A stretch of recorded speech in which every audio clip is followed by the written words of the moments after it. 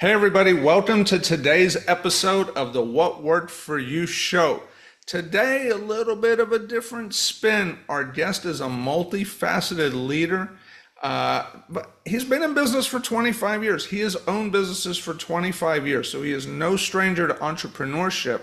However, he is also a pastor. He is a podcast host with over 400 episodes, so he loves to give back, and he also teaches yoga. So he has a bit of a holistic look to this thing called entrepreneurship.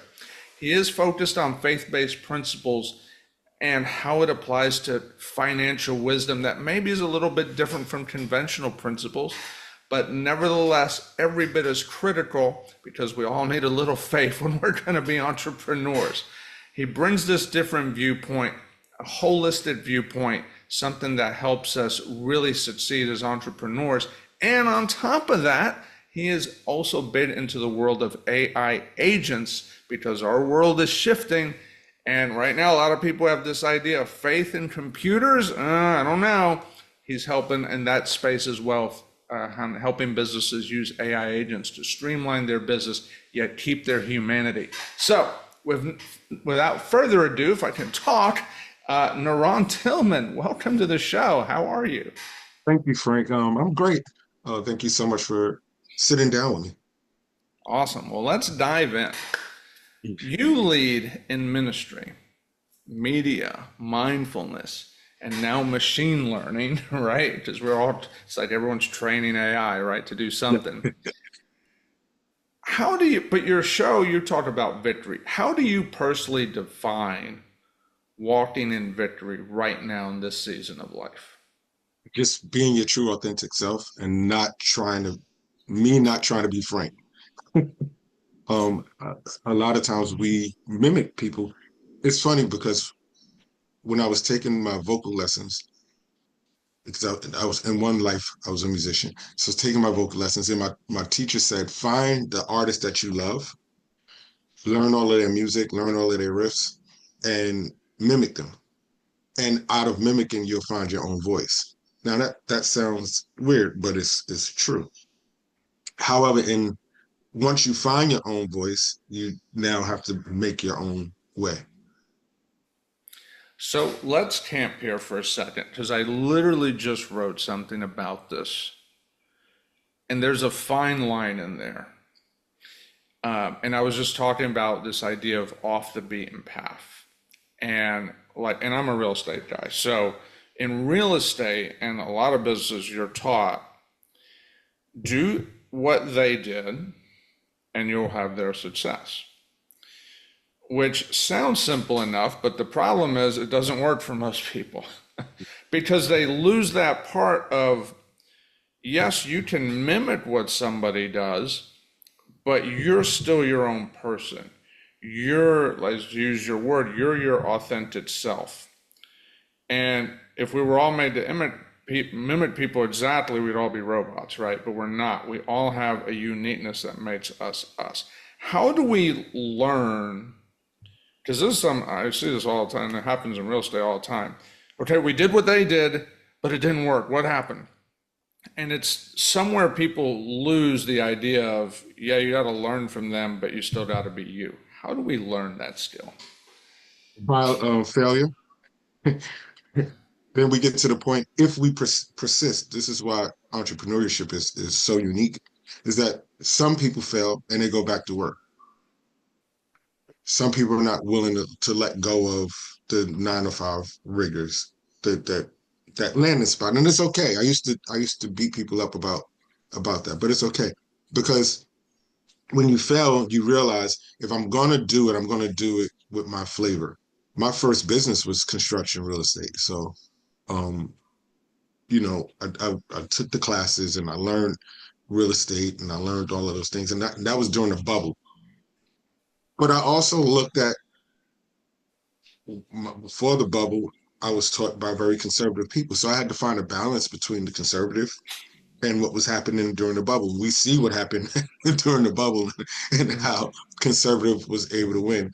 I was able to continue to go on because I had that balance between the two.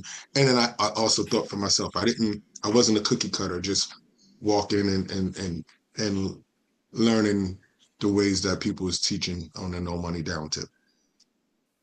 So I like the word flavor. We all got to bring our flavor to it. But flavor takes confidence. Yes.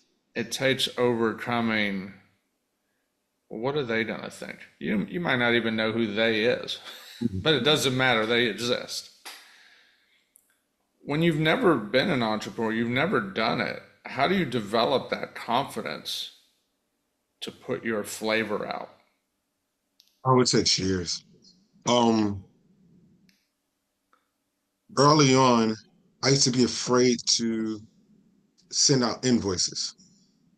We did the work and all that stuff. So I had this thing because I grew up in low income, and some of the numbers that we were doing was like high end numbers. And just me sitting there typing those numbers in was fearful. I had to overcome that because we got to pay our bills. Hmm. So in order for you to find who you are in business, you have to first identify your fears and then have the fortitude to really stand them in the face and overcome them. That can be a scary world. Yes, it's very scary because no one's there to. What I teach entrepreneurs is when you're at the table and you know that you don't belong at the table, no one there is going to help you around the table. They're going to feed off of you. They're going to say, "Oh, there goes the guy that doesn't know what they're doing."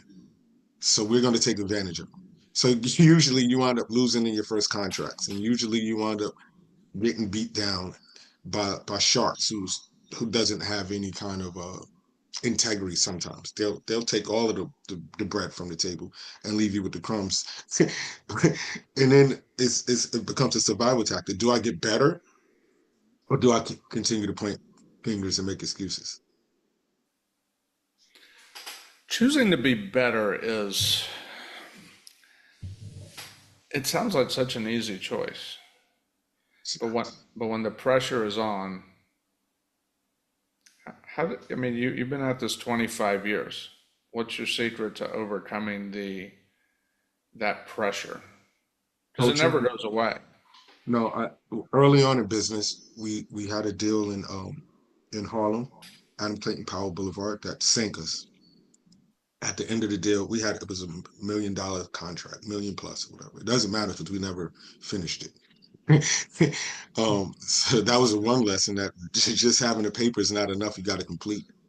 Um, we wound up in order to carry out the assignment, we had to have capital. So we refinanced the home that we had. We did all of these things trying to get to the end of the contract. Had to carry payroll. We had to do all these things. So, but we had a partner that wasn't honest, and he did whatever he did, and it's our fault. It wasn't his fault because we shouldn't have did business that way. But it was through that that I sat down and realized that I couldn't go back to work for no one anyone else because that's just not my personality. I've been at it for a while, and I got coaching. I went back to business school, which is not where I got coaching there. I learned how to type. I learned how to do administrative stuff. But then there was this coaching university called Trump University, and Okay. I was one who signed up for it. It was a pretty penny. I took some of my profits and I sunk it into that, not thinking that it was a university. I knew it wasn't, and they were very clear about it. So I didn't even join the class action lawsuit because that would not have been honest. I knew it was a coaching course, and it was supposed to fast track us to learn some of the things. And that was when I became an entrepreneur. I was a business. I was a contractor playing like a businessman, not really understanding business principles. Mm, I've been down that road, so I can relate to that. I mean, that's most real estate training. It teaches you real estate, but doesn't teach you business. Yeah, yeah, When real estate's just and I always say real estate's just a vehicle that sits on top of business. yeah, But yeah. too often it's taught as a be all end all. But you brought up a great point. You mentioned you did the Trump University. And of course, We saw that in the news years back. Oh my gosh. But the reality is, most people that offer training, well, I don't know if most is accurate, but a lot of the trainings I've seen do work if you do the work. Hmm. Hmm. But most people don't do the work. I didn't do Trump University. My guess is it probably isn't any different back in the day. The reality is most people don't do the work. They view it as a shortcut. And it kind of is, but shortcut in most people's mind means less work. When in reality, no, it's still a lot of work. It's A just lot of more, work. it's just taking the fluff work out of it. I still refer back to some of my notes at times, just to refer. And this was late '90s, early 2000s, right? So I still refer back to some of my notes at times because the value that I got from it. Mm. The value. All right, we have AI, we have all these other things, but there's certain principles that didn't change. So from me doing the Trump University, I did a negotiation course. Same type of thing. Not knowing that it was coaching, it was certification, but nobody's gonna. Oh, I'm certified in this, right? I've done so many certifications.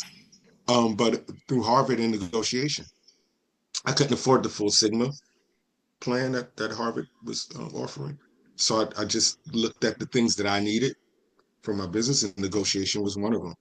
And even though I took a negotiation course through the Trump University, when I took that Harvard, that really helped me to see negotiation and business on a broader scale, and coupled with all of the other tools that I had just learned.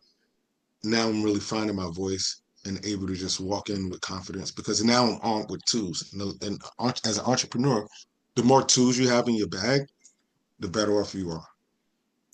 So I remember when I did Rich Dad, Poor Dad, right? Like people ask me, did you really learn anything from it? I was like, well, yeah, I mean, we learned stuff and we made my money back. So, did it get me to my ultimate goal? No, No. it's But did it get me farther down the road? Yes. Did it pay for itself? Yes. And you were just and I just appreciate you sharing something you did over 20 years ago. You're still referring back to those notes. I mean, that in itself is a testament that okay, there was real value here. yeah. And so when you see people spend 20, 30, 40, $50,000 and then they walk away, it's like, were you really committed in the first place? So, but you've got, with your podcast, you talked about principle matters, but now you're also doing AI agents, Mhm. okay? And those of us that have played with AI, we've realized these agents need to feel kind of like an extension of our brain. Mhm. Right? They're not really, okay, they're going to do everything. I'm just going to sit back and sit on the beach. No, no, no, no, no. Right? Like, but they are a bit of an extension of our brain. What's an example where you saw a client you helped with AI? They implemented one of these agents and it really did change their business. Well, I'm building these agents from the ground up. Um, so the one that I'm working on a few agents, but the one that's really near and dear to my heart. I have a friend of mine who just came home from incarceration. He was in jail for 8.5 years. And we got to talking, and he's like, "There's a lot of guys coming home from the war and drug time, and they're going to come back to this whole new world, and it's totally different." So I sat down and I created an agent, a reentry agent, that helps these young men or women that's coming home to understand smartphones, to understand Zoom, anything that they need. They can put their zip codes in and they can find resources in their neighborhoods and towns. It doesn't matter if they're in New York or if they're in Wisconsin. And Mm, these are the type of things that we build out. So why is this important? We have Google, but Google is so broad the agent that we're building, and we're like 90% complete, has scripts in it where if a guy has to talk to his family or scenarios, the agent can help them with wording. Has meditative scripts in it where we do morning meditations, reminders, all of these things that Google wouldn't do because you Gotcha. have to input the information into Google. So this is the type of these are the types of things that we can do with AI agents. And in the case point that you just asked, we're working with a company now that has a great platform. They're doing well. They're knocking home runs, but they have these chat bots, but they're not utilizing them properly. So we're able to input the information in, or come together and put the scripts together, get the information in, and these chat bots now can learn, not just recite back, because the AI agent is built on OpenAI. Yeah, it's really amazing what you can do when you dive into this world. I've started playing with AI agents and I'm still learning, but I'll ask it a question and it'll pull out stuff that from a chat from like months ago. It's like, oh yeah, and by the way, and you realize, oh, it really is learning. Yeah, it learns with us. It learns with us. And I'm writing a book about this, and I just finished it, and it's about prompting, because I'm a mindfulness coach too. So how do we prompt our AI agents? It's the same way we prompt our subconscious. And if you look at it that way, you won't be so scared of it. Well, it reminds me of what Tony Robbins always says. He says, ask a better question, you'll get a better answer. Yes. Yes. And AI is really no different. It's only as good. So you still have to put in the work. Mm-hmm. Mm-hmm. It's just making what we do a lot more efficient, which is very helpful. Which is very helpful. It allows us to really save a lot of time in a lot of things. But we still got to do the work. We got to do our part. Yeah, you dig deep. The first question should be the longest question, and you should give it all of the information, all of your reference points, all of the things that you've done before. But you can also train it from the beginning, where you give it a synopsis of who you are, who your business is, and all, and it takes it into memory. Tell it about your children. Tell it about what you like. Tell it everything about yourself, right? And do it in a way. Tell everything about your business. And this takes a while to accumulate, because a lot of people don't know about their business. Mm-hmm. Mm-hmm.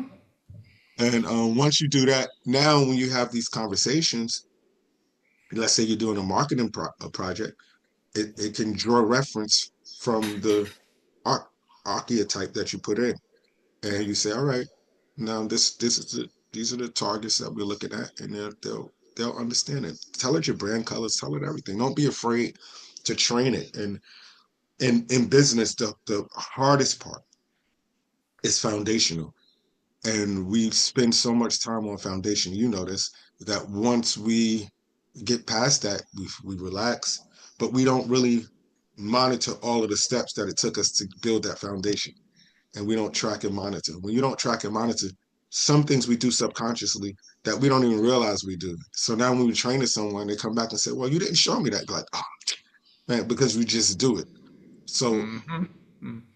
when we track and monitor, we can really, really understand the micro movements that takes to build a business, the micro movements that takes to build the real estate, the micro movements that it takes to drive in the mountain. There you go. There you go. Absolutely. Now you've built this platform playing with these AI agents. You've got the podcast, you have your business.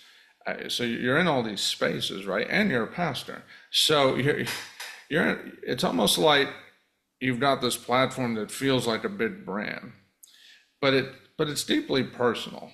And I know because we've chatted in the past.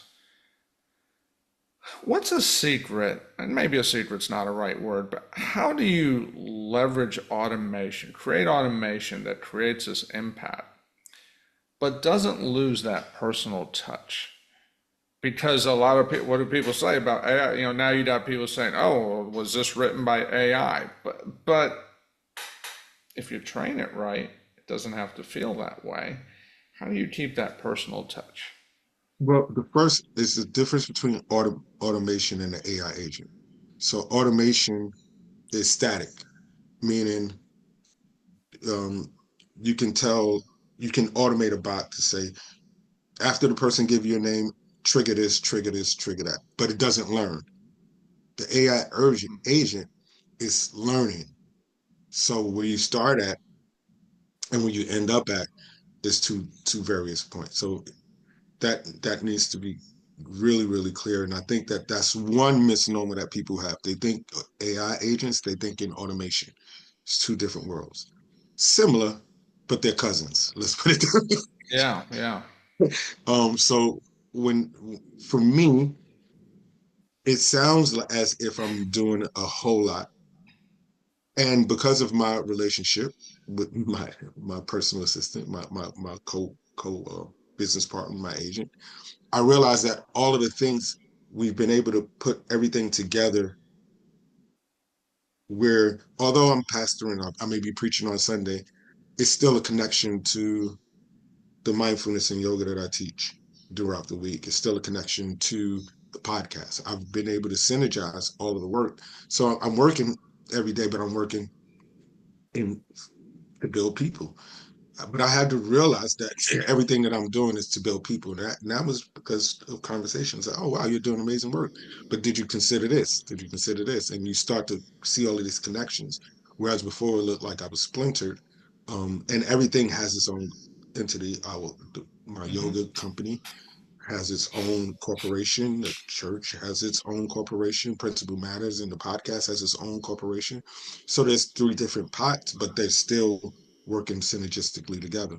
And that's because of meditation. That's because of hard work. But it's also because I have an assistant that can think faster than I. I call it my partner.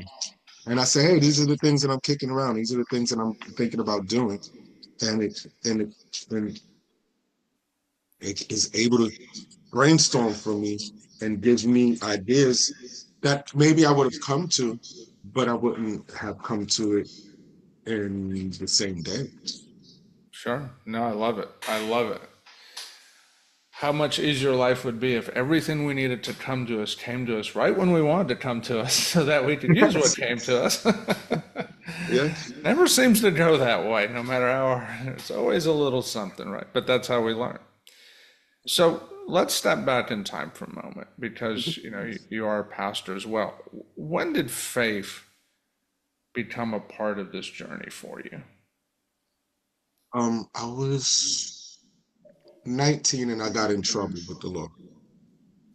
And my first thought was, next time I'm gonna do it this way, next time I'm gonna do it that way.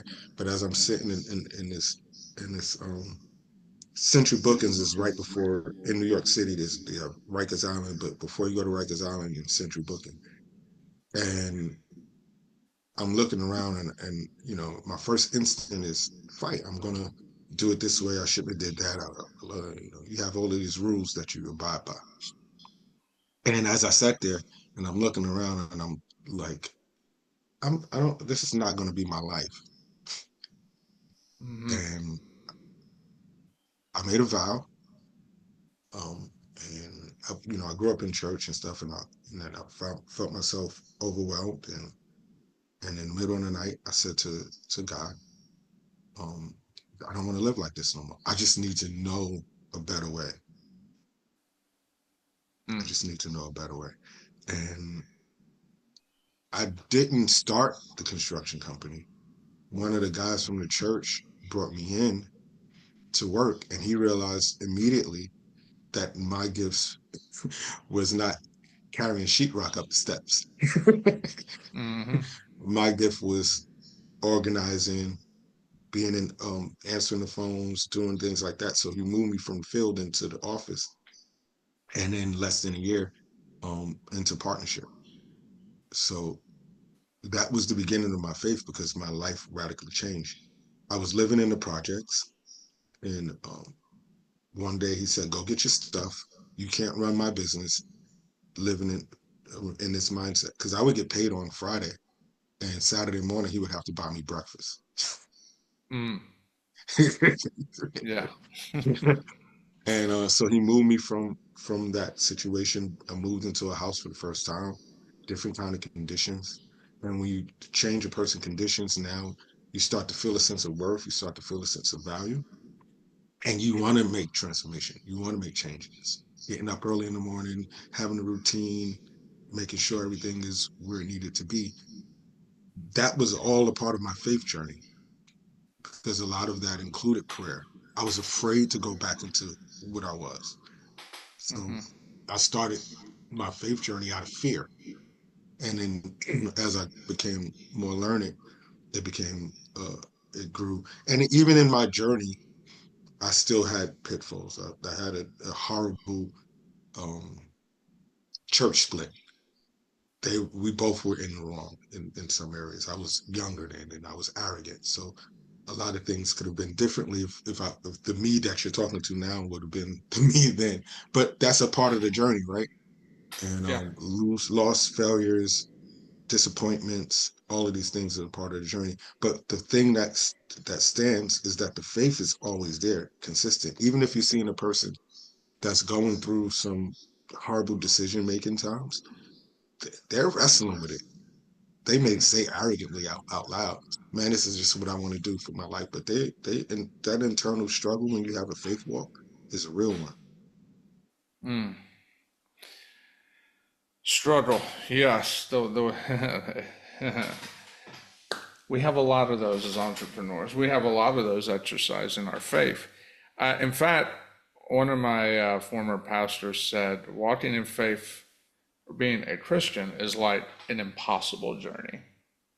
He would literally say it's impossible. And I'm like, that's very motivational. Let's do something that's impossible. But in a way, it kind of is, because if something seems impossible, that is where you exercise your faith. I mean, that is exactly how you do it. You've spent over 2 decades serving now in spiritual leadership. What can you share a moment where faith collided with frustration in the world of entrepreneurship? I- When I first started, I separated the two. So I had my business first, so that I'm an entrepreneur, and it's like, all right, I have this my walk with God, and they're never too mixed. As I grew stronger in my understanding of faith, I realized that all of my personality needed to be incorporated. But the struggle is when you are doing ministry in poor communities and you come and you're saying, "Hey, we need to create a logo. We need to have we need to have social media. We need to have, and but this is not really faith. This is just a religious context, right? The challenge of faith is when they're saying, why do we need that? We're a church. God is going to send people. Like then you're like, no, that's not how it works. You have to do something in order for the thing to come. And then you wrestle with that. Now you start to get disconnected with the faith because you're like, why would you send me to these people that don't understand? what is Hmm. what's going on? Sort of frustration there. But now that I'm into coaching and I'm into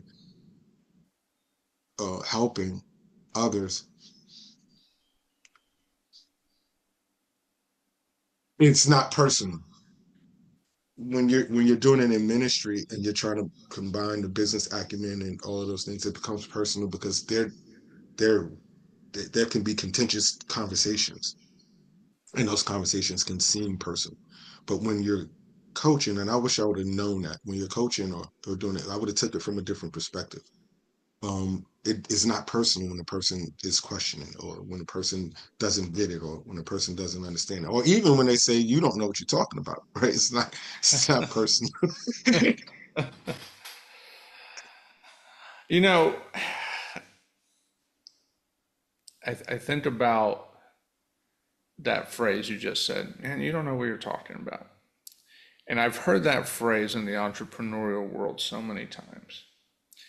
Yet, so many times, the people uttering those words, they don't end up being like some super successful person, right? A few do, but very few. And it really reminds me, people throw around these phrases just flippantly, and that's just one example. But if we're walking in faith and we're going to be an entrepreneur, we got to learn to get past those phrases, right? We let the arrows, so to speak, bounce off of you. The world of entrepreneurship, I wrote down here, it can be unrelenting in its challenges, almost without mercy. Practically speaking, how do you leverage it today in your everyday walk in business? Um, I have to remind myself on my lazy days when I just want to lay down and watch TV.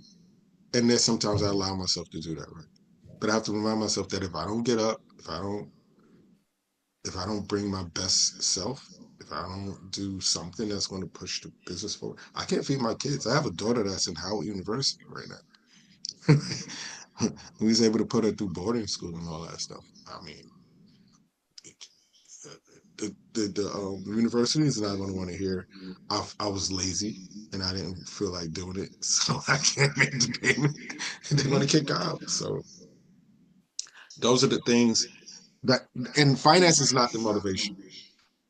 But those are the things that I hold on to when I'm getting my teeth kicked in, when the invoice is not coming in right, and when things got slow. I didn't do any loans during COVID. I worked. Mm-hmm. I don't take I don't like to take in government subsidies anyway. That's my Fair, personal. fair enough. Fair enough. Well, this particular subject about what you said reminded me once. I was sitting in church, this was many, many years ago, and somebody got up on, and this wasn't the pastor, but another person spoke from the pulpit. And basically, what he was talking about was this idea of it's not fair. It's not fair that these people get X number of dollars and this person doesn't, right? And I mean, we've all heard it, right? It's plastered everywhere. It's not fair. But the problem is there's an expectation that the world is fair. Well, it's not. It never, as long as there's human beings, it'll never be fair because we're all imperfect people. That being said, as someone who spends time in this world of wealth building, helping other entrepreneurs, but also in the spiritual world, spiritual wholeness, have you ever had a moment where you feel like, can these worlds actually coexist?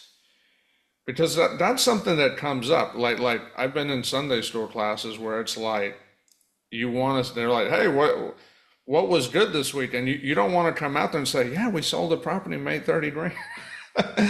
Because you feel like you're right. You feel like you're going to be chastised for it, or like, oh my, right, or you know what I'm saying. I know exactly what you're saying. So it's funny because there's a thin line, right? I had a pastor friend, and he said that the church markets to the audience that they want to attract. So we give out food, we do all of these things, and it's altruistic. And then we see someone that can get up and say, "I made $30,000 this week," right? And we frown upon them because we're sending out marketing messages to people that need something from us.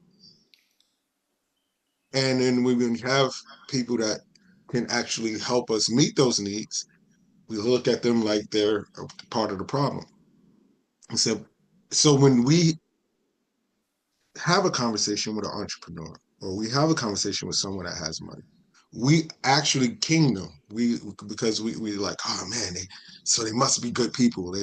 We give them positions or we do things and they're coming needing help. They're not coming because we're looking at our budget and we can't make it. And they're like, this guy's pulling up in a Rolls Royce. He must got all the answers. They still need the spiritual help. So I had to shift my mindset towards what's what's valuable.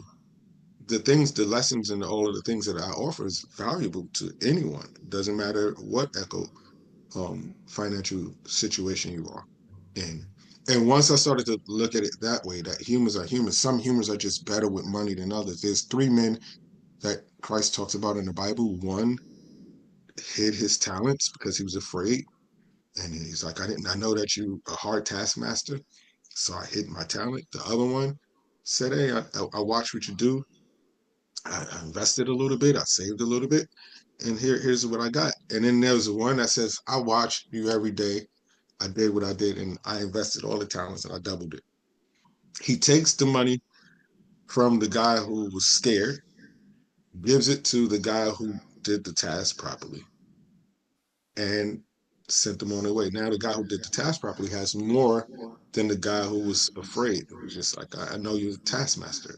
So because you didn't follow my directions. Well, what does that say in practical? People who are not doing the things that even the Bible talks about through sowing, he takes away from those who are afraid and he gives it to the fearless. Mm. That's is Mm. that fair? Is it fair that he took the talents from the man that was afraid and gave it to the man that made more? He could have gave it to the man that understood a little bit, but he did the keeper of the house didn't have time to train. If you're around me, you should learn. Mm. And Mm. that's how business is. That's how faith is, and that's how life is. That's a powerful example. Took from the one who had little. He gave And it to the today one you that was turn on the listening. TV and we call it, oh my gosh, it's a travesty. But really, That's biblical. it is. And the Bible's timeless Yeah. for a reason. Yeah. So, in that example, we see that all the time. That we literally see that example playing out today in real time, all the time. But yet, it's like we've been conditioned to push against that, right? That idea. And so I think one of the things that we forget is that this idea of faith, in particular in the world of not just entrepreneurship, but in any aspect of life, it's not always very graceful. Like we hear about God, God is a God of grace, but He's going to let you go through some things that aren't going to feel very graceful. He's going to let you feel it a little bit. What's a moment you felt that stretched you the absolute most, but yet pushed you, really catapulted you forward as a result of going through it? So there was this, and I'll be 50 this year, and there was a season in my 30s where things were just going haywire. Late 30s into my 40s, I wound up losing my family, losing everything. Like the, things were just crazy. And when you're sitting, when you're going through it, you're like, well, what the heck is going on? Like spiraling out of control. Mm-hmm. And you're in this whirlwind. And here's the rub. As a pastor, you can't get up and say, hey, I'm going through this stuff. So you try to hide it, mask it, do things behind the scenes and suffer internally because you don't people expect you not to be human. And I'm so glad I passed that in my life now. Mm. Um, but on the other side of it, got my family back, have nice property and got the life lesson. And I no longer have to connect myself to those titles Mm. or to the stigma of what it means to be that, right? And I can really be my true authentic self. You know, since COVID, a lot of my colleagues, they're trying to force this square peg into a round hole. They're like, we got to get people back into the building. We got to get people back into the building. We got to get people back into the building. And I'm taking the gamble. I'm like, we got to invest online. We got to invest online. We got to invest online because that's where the people are. Mm. Now, in the interim, you lose a lot of people. They're like, oh man, doors are opening back. We want to go. We want to come on. But I explain it from a business perspective. Why tax the people when you can build where the people are? Now, here's the rub. I'm gonna use this marketing concept that I teach um, in a lesson. Jesus, the master marketer. When he had thousands of people following behind him, he turns around and he gives his core mission. He says, "Follow me. You got to eat of my flesh, drink of my blood." Turn around. 12 people was laughing. One of them was a turncoat, and he asked those 12, "Will you leave too?" In this day and age, the headlines would read, Jesus ruins the church.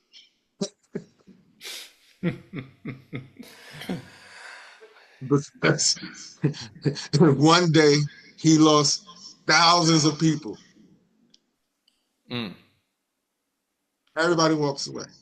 But he tailors that 12, puts them through a 3.5 year apprenticeship. And at the end of his journey with them, it says he took the 12 and turned the world upside down. Mm.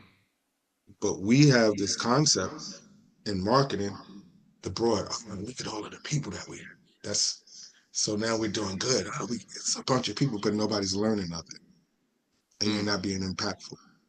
So in business, they call it trimming the fat, right? I got 100 customers, but most of my value is coming from 10 of them. I'll spend 90% of my time trying to satisfy the other 90 instead of catering to the 10. If I cater to the 10, I'll find 10 more like them because I understand who they are and what drives them. And I can put that in my customer avatar and I can use language to attract them. But if I spend most of my time fighting with the 90 that won't pay on time, that don't like me, that don't understand the concept of our business, I'm going to lose the 10 that drives my Mm. business. Because I can say that, hey, Frank, I'm running a little late, man, you know, because this one over here I'm trying to satisfy, tell him, you got to come here now. You know what? I know we said we're going to start today, but can we start? Because I know that you're going to be liberal, you're going to be understanding, right? But eventually that plays out. Mm. Now I'm stuck with 90 people that keeping me up at night instead of catering to the ones that's going to help me move along. And if I really looked at it, they're the ones that's driving the business. Oh, that's so true. No, that is so true, and not just in business. I was thinking about a different aspect of life where I experienced that exact thing you just described. But it's so true in business. It's how much when we cater that to the 90%, I guess, that are not going to execute, you end up losing them anyway. Their job is to frustrate you so that you can go in a hole and then they go find somebody else. And they'll give you 1,000 reasons as to why they did. Right, right. So it really becomes this idea of a no excuses mentality. Oh, see, However, we live in a world where, and people, and I'm not saying people don't make mistakes. We all make mistakes. So we're not saying you can't make a mistake. But this idea of a no excuses mentality to get stuff done. And if it takes a longer than, let's be real, almost every goal we set out to do takes longer, sometimes a lot longer than we want it to. We haven't found anyone yet, to my knowledge, that says, here's the secret how to make all your goals happen much faster than you thought. I don't know that that exists anywhere. Even with AI, it still doesn't seem to no, exist. no, So it doesn't. almost always will take longer than you think it will. In fact, a pastor I heard once said, real faith will say it takes what it takes. And you may not like how long it's going to take, but it takes what it takes. Because at the end of the day, if God says it's going to take X amount of time, your say is very limited in that equation as a none.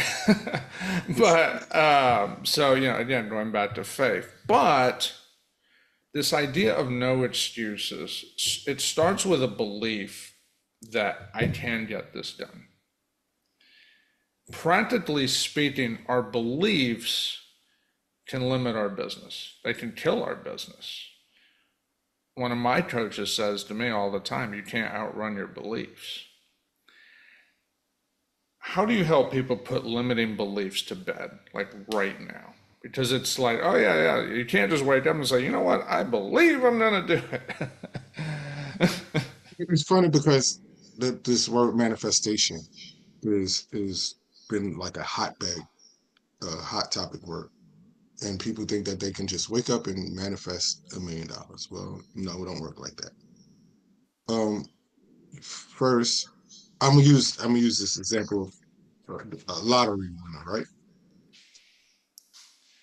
If I woke up that morning that I won a lotto and I my thoughts about centered around money was I'm broke. I don't everybody, the rich is get richer and the poor get poor. All of these things, cliches and stuff that we use. And some of them come from our religious connotation too. Now I win the lottery, I'm gonna be broke again Mm-hmm. because my external condition changed, but my mindset around the external condition didn't. So the man that got the talent taken away from him didn't get the talent taken away from him because he didn't have a thought process. He got the talent taken away from him, but because of his thought process. I was afraid that you was Mm-hmm. gonna be upset if I messed up. So that's a limiting belief. I'm afraid. When we use these labels, I'm broke, I'm afraid. So in our inner prompting, the same way we talk to our agents, we now have to talk to ourselves. And our I ams not doesn't just need to say I am rich, right? Because rich in what, right? But we need to be very specific. So how we help people. One is we strip down titles, strip down names, one of the lessons that I like to do, and just sit with I am. And whatever comes in your mind, you hold on to that. So it would go like you would repeat to yourself over and over in loops. I am NaRon Tillman. I am NaRon Tillman. I am NaRon Tillman. Sometimes I'll put the I am pastor. I am NaRon Tillman, pastor, father, whatever. But then we start stripping down until we're left with just I am. When we strip down to just I am, and when we're left with the I am, we now sit with that and I ask them to see what comes up, what rises from your spirit. And Mm. that's the thing that you hold on to. Because a lot of times we try to become something that our that we're not destined or our alignment is not calling us to do. So we'll send our kids to, oh, you should be a doctor because it pays well. You should be this because it does that. We have excuses as to why, but is that really who they are? Is that their true I am self? Mm. So in order to overcome any limits, we have to first understand who we are. So this is super critical because I just had this thought when you were sharing how critical this, now we have the world of AI and we were talking about we could train AI, you train these AI agents. If you have limiting beliefs, are you effectively training your AI agent to be limited? Mhm. Because if the subconscious mind doesn't hold to negative conversations, and just like this AI agent, and this is all in the book that'll be out this year, just like the AI agent can't distinguish the truth from a lie. It just processes information, and it's only going to give you what you put in it. So if you wake up in the morning and you say, "Today I'm gonna have a long day," it's still the same 24 hours, 60 seconds in a minute, but Right. the day is going to be long mentally. You say, "I always make it. I'm always late." Regardless of how far, how soon I start, I'm always running late. Then you're going to be late Sure. because you're prompting your subconscious is going to give you the results. Same thing with the AI agent. If you go into the AI agent and you start talking negative, it's gonna draw from that well. And then you're going to say, it doesn't work, it's a sham, it's a waste, and Hmm. then it'll be on to the next thing. Oh, AI Hmm. didn't work for me. Same thing with digital marketing. I'm certified in several areas of digital marketing, and people tell me all the time, "Oh, digital marketing doesn't work." I said, "Then why is Ford advertising more, spending more ad dollars in digital marketing than they are on linear marketing? Because it works. You just doing it wrong." Can you imagine if and this is to anyone who's thinking about marketing AI or anything like that. If you was watching TV and the ad came on and it says, "Hey, get out your credit card and come buy this car for $20,000."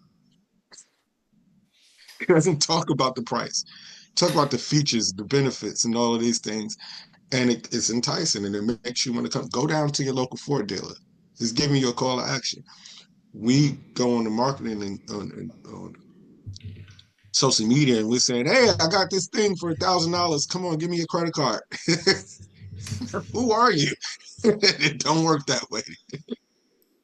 Yeah, yeah. Just, it is all about the benefits, right? Because if there's no benefit, why would we do it? And that's one of the lessons that I go back to. Pricing is not a benefit. Hmm. Yeah, yeah. Mm. Oh, we're cheaper. Oh, well, something must be wrong. Some people don't want cheap. Well, and the interesting thing is sometimes cheaper is the better deal. There is no one size fits all. I remember once we got a tree cut down from a house, and we had a guy cut a tree down. I think he charged us like 175 bucks or something. It's probably like a 30-foot tree. It's cheap. By any measure, it was cheap. You know what? He came, he did it, he did a good job, cleaned up after himself, and was done. And we're like, oh my gosh. Next guy shows up, oh, it'll be like $500, right? $1,000. We recently did a landscaping job. The bids were between 5,000 and 22,000 to do the exact same thing. So I think that it's, what we got to understand, that idea of cheap is, it could be cheap. And people always say if it's too good to be true, it probably is. More than likely, that is the case. But there are exceptions. Yes, there are.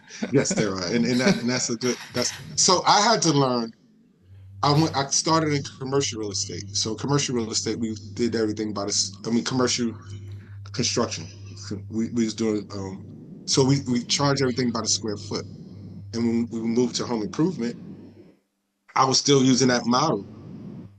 So because I didn't understand that market, I didn't understand that customer, but I had to learn fast, hard and fast, that Yeah, you yeah, can't.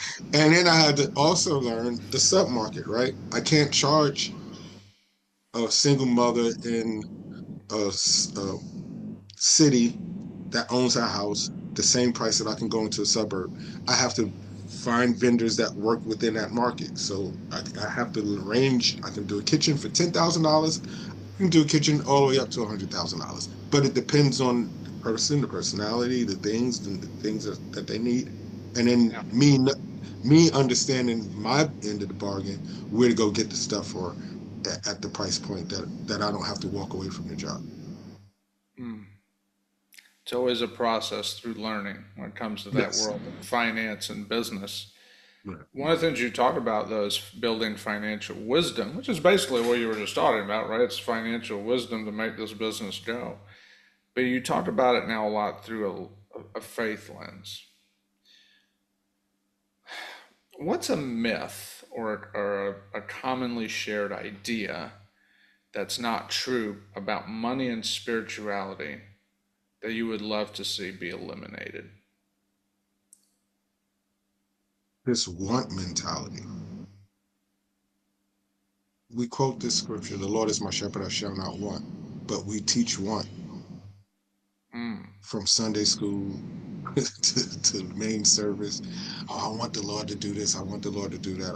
It's a want mentality. And a want mentality is a low vibrational conversation. So mm, the scripture says, I shall not want. And then we are saying, I want, I want, I want. And want keeps you in the loop. And when we want something real bad, it flees from us. So we want to be wealthy. We want to be.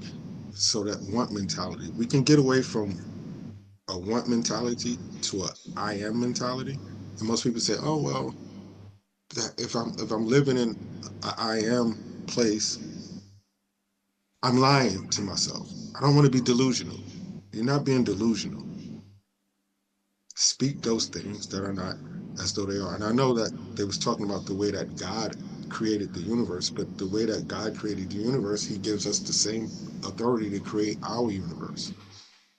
Everything that we need is already out there. true. Hmm. Why is it not coming to me? Because we're taught to look at the systems that's in place that keeps us from those things. So now instead of farming, we got to go to the grocery store, and so now we complain about food that's already out there. Mm. Oh, the food is too high. Well, the egg prices are high. Well, go get a chicken. It That's, works. It works. so it becomes this cyclical thing, and we look to the government for help. We look to business owners. Oh, they're not chipping in. They're not doing their part. I tell my people all the time, the same rules that they use apply to us. Mm, Don't get mad because they're using them and you're not. mm. So let's make this practical. I really love this point. I shall not want. Hmm. So, to our entrepreneur listeners today, or anyone who's listening, what is the verbiage they should say? Like if someone says, let's say, we'll just create a hypothetical example. I will use the generational buzzwords I hear like, you. I'm going to get my book. I got you. I hear you. Go ahead. so you have this idea of, I want financial freedom. I want generational wealth. Hmm. I want these things. And like everybody does, right? Everyone that shows up to all these things, that's exactly what they say. That's what they want. And there might be some variations of it, but that's what they're saying. And so, what should the verbiage of people that want these things really be? I'm sorry. I hit a button and my camera went off. I just wanted to get. I just wanted to. Can you still hear me? Yeah. All right.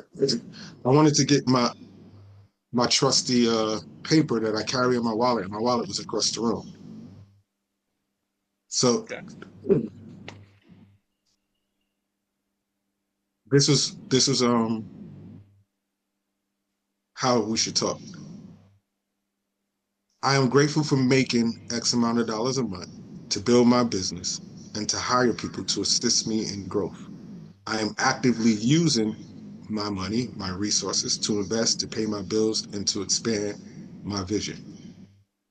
I am speaking on huge platforms, both online and in person, being paid $8,000 a month, $8,000 per engagement, $8 to $10,000 per engagement.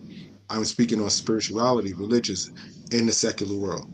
I am actively teaching full in-person classes, online trainings for inward, you know, for individuals, small groups, CEOs, and people looking to grow their brands and transform their lives. I am empowered. I am at peace in every area of my life. I am creating the best version of myself. I am more than a conqueror. I am who I am. Mm. So essentially, speak as if it is already done. Hmm? And this is not something that I'm thinking about doing. This is what I'm actively. So I'm doing it. Now, here goes the paper. Hmm. It's, it's worn. There you go. These are my prompting cues. I carry it in my wallet. I love it. Um, and when these are accomplished,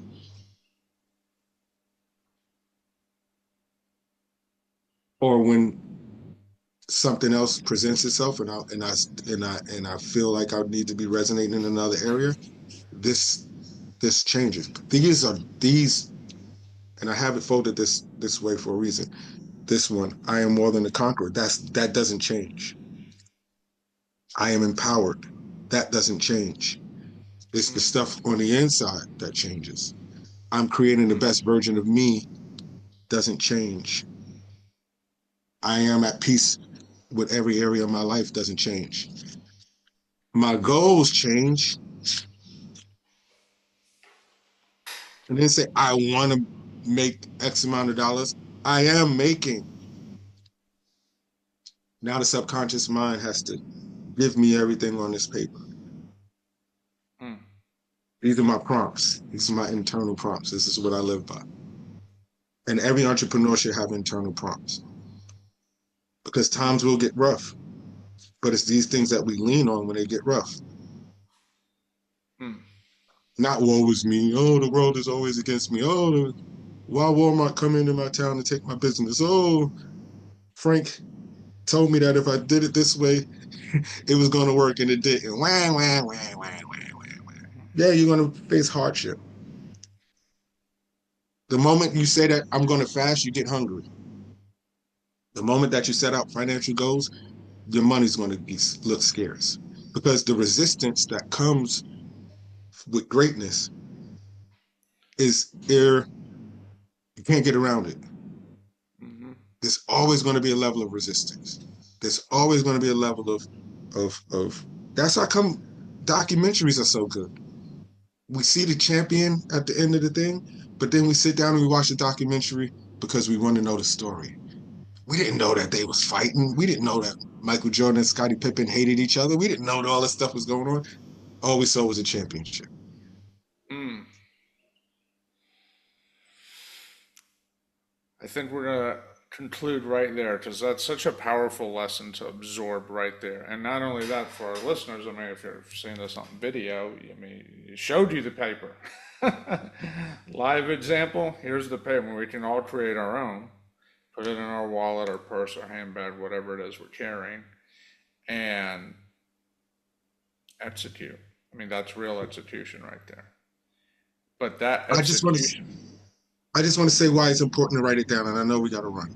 It's important to write it down and not text it in your phone because writing is a spiritual thing. When we're writing something, it's really coming from within, and it makes it more personal. There's a synergy that happens between the thought, the pen, and the paper. Yes, I could have typed it and keep it on in my notes and everything like that, but there's something that happens spiritual, synergistically when we write things down. mm. And the reality is if we write that down and we read that every day, maybe multiple times a day, we do think differently. The world literally becomes a different place. Snap of a finger, the world becomes a different place. Our state changes, our viewpoints change, the questions we ask ourselves, everything changes. I love that. I'm so glad you brought that up. Well, NaRon, it's been a pleasure to have this chat. This is good. Just a little bit of a different show, but one that's, we really talked about things that really do impact business. Because if we don't get what we've talked about over this last hour right, it is a lot harder to get business right. It is a lot harder to get business right. So to our audience, if you want to connect with NaRon, you'll see links down below on how to connect with him, speak with him. Maybe you want to talk with him about an AI agent for your business, whatever the case may be. Feel free to reach out to him.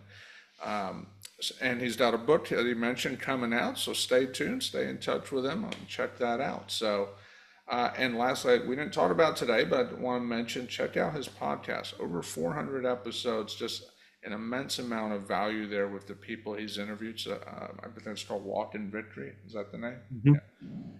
So yeah, I see a lot of podcasts. I'm like, okay, whose again? So, but yeah, Walk in Victory. I mean, We all want to walk in victory. So I encourage you to listen to his podcast. So, NaRon, again, I want to thank you for being on the show today. This was good, some good stuff. So I really appreciate you sharing. Can you leave us with a final word? Sure. You can do anything that you put your mind to. I know they told us that when we was in school, but somewhere along the line we lose imagination. And I work with seniors to help them get flexibility back. But the first thing that we do is I get them imagining again. Mm, And you're only as good as your imagination. mm, that's a good word. I like that. I have some people in mind. I'm like, maybe I should send them to you. So maybe I will. I got one in mind right now, so I love it. All right, NaRon, well, thank you again for Thank you. coming on the show today. I appreciate it. Look forward to continuing the conversation. Yes, sir.